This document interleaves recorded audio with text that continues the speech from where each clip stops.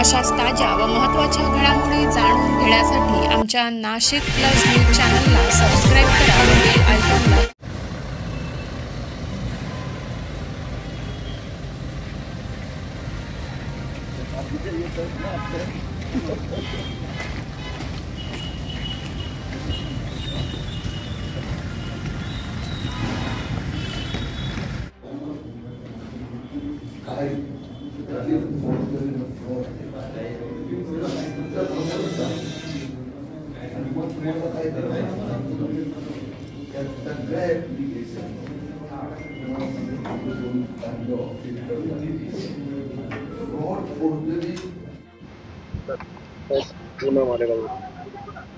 मालेगाव मध्ये आता बांगलादेशी रोहिंग्या घुसखोरांना बर्थ सर्टिफिकेट जन्माचं प्रमाणपत्र देण्याचा जो हा घोटाळा झाला आहे त्यात आतापर्यंत 4077 लोकांनी अर्ज केला। तहसीलदारांनी यापैकी फक्त 1 ते 3 अर्ज नाकारले आहेत। जवळजवळ 4000 लोकांना यामुळे भारताचं नागरिकत्व मिळू शकतं। हा खूप मोठा घोटाळा बाहेर आला आहे। मी 30 डिसेंबरला आलो होतो, त्यावेळी ही यादी 11 ते 6 ची होती, 1106। आता हा आकडा झाला आहे 4077। अनेक ज्यांनी अर्ज करणारे आहेत त्यांनी शपथवर म्हणजे एफिडेव्हिटवर खोटी माहिती दिली, सरकारी यंत्रणाची फसवणूक केली। तहसीलदार एक न्यायालयीन प्रक्रिया राबवत होते, म्हणजे न्यायालयाची फसवणूक केली, खोटं बोलले, खोटे पुरावे दिले। अशा प्रकारचे 100 लोकांची यादी पुरावेसह मी अधिकाऱ्यांना पोलीस स्टेशन मध्ये आज दिली आहे। उदाहरण,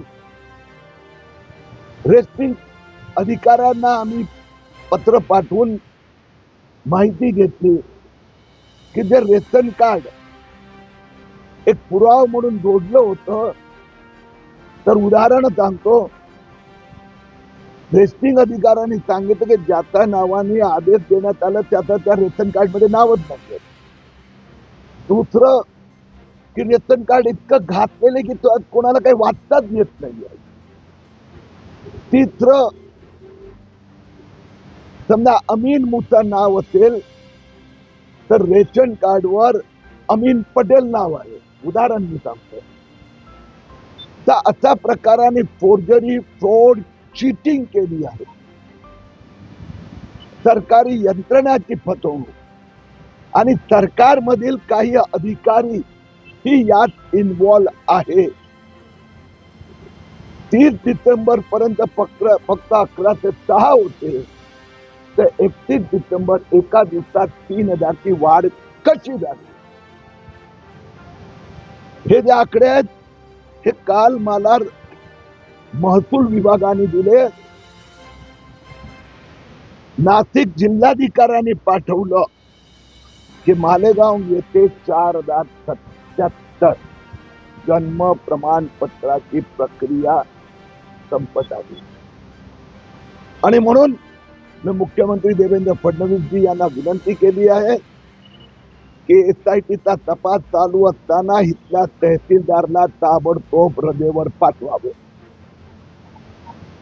खूप मोठ्या प्रमाणात हा फक्त जन्म प्रमाणपत्राने बांगलादेशी रोहिंग्या घुसखोरांना गैरकायदेशीररित्या नागरिकत्व दिलं जात आहे। आता पोलीस स्टेशन मध्ये आम्ही तक्रार नोंदवली आहे। मला विश्वास आहे की येत्या 2-4 दिवसात चौकशी करून गुन्हा दाखल करणार, FIR दाखल होणार।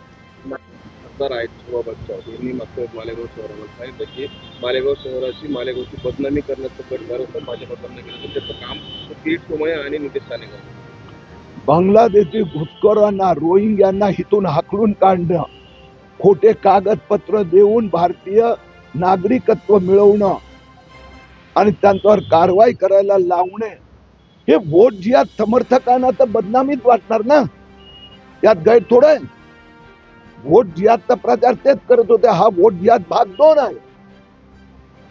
म्हणून त्यांना बदनामी वाटत असेल त्याची मला चिंता नाही. मला भारत देशाच्या सुरक्षेवर याचा धोका निर्माण होतोय. कारण की यात 100 सर्टिफिकेट असे दिले आहेत की जे व्यक्ती अस्तित्वातच नाही आहेत. म्हणून फार मोठं षडयंत्र आहेत. देवेंद्र फडणवीस यांनी स्वतः लक्ष घातल्यामुळे एका महिन्यात हे षडयंत्र उघडकीस आलं.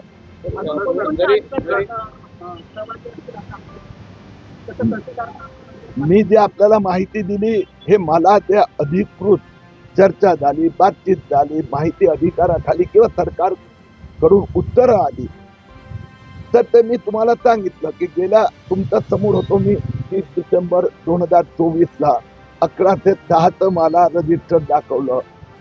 आता काल कलेक्टरनी सांगितलं 4001 आता जे कोण कोण अधिकारी होते नव्हते, कोण पॉलिटिशियन होते, कोण यात बांगलादेश बॉर्डरवरचा एक एजंट काम करतोय, इथला मालेगावचा एक अतिरेकी आता संघटनेचे संबंधित नेता यात इन्व्हॉल्व आहेत.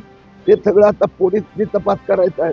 तर आपल्याला माहिती असतं नाव तर काय आपण आता पोलीस स्टेशन मध्ये काय आपल्याला यांच्यातही माझा अन्य सिनियर अधिकारी पण मी आता तहसीलदार ऑफिस मध्ये होतो त्यांच्याही चर्चा झाली. प्राथमिक दृष्ट्या हा एवढा मोठा घोटाळा आहे या सगळ्यांनी मान्य केला आहे आणि त्याचाच मुळे मी आता तक्रार दिली आहे. पुढची पावलं काय तक्रार तुम्ही करत हे जे मी सगळं सांगितलं की यात जे काही घुसखोर आहेत त्यांनी बनावटी खोटे कागदपत्र, खोटे एफिडेव्हिट, त्या घुसखोरांना मदत करणारे काय एजंट आहेत आणि सरकारी व्यवस्थेतील तहसीलदार ऑफिस पण याला दाब द्यावं लागणार. हे कसं काय झालं? तक्रार मी दाखल केली आहे. आता यात काय असते की प्राथमिक सगळे पुरावे दिल्यानंतर ते चौकशी करतात. काही काही वेळी मग कलेक्टर ऑफिसच तक्रार दाखल करतात. आता ते पाहूया. कारवाई वर्ग झाली त्यानंतर आपण 2 पत्रकार परिषद नंतर काय झालं? चौकशी कारवाई सुरू आहे. आतापर्यंत त्यांनी 11 लोकांना अटक केली आहे. आता सगळी तपास संस्था, इन्कम टॅक्स, ईडी, ATS सगळं आपलं काम करीत आहेत. हळूहळू आतापर्यंत 2200 कोटीचा घोटाळा समोर आला आहे. 379 कोटी अशा प्रकारच्या प्रवृत्तीसाठी वाटण्यासाठी त्यातना देण्यात आले.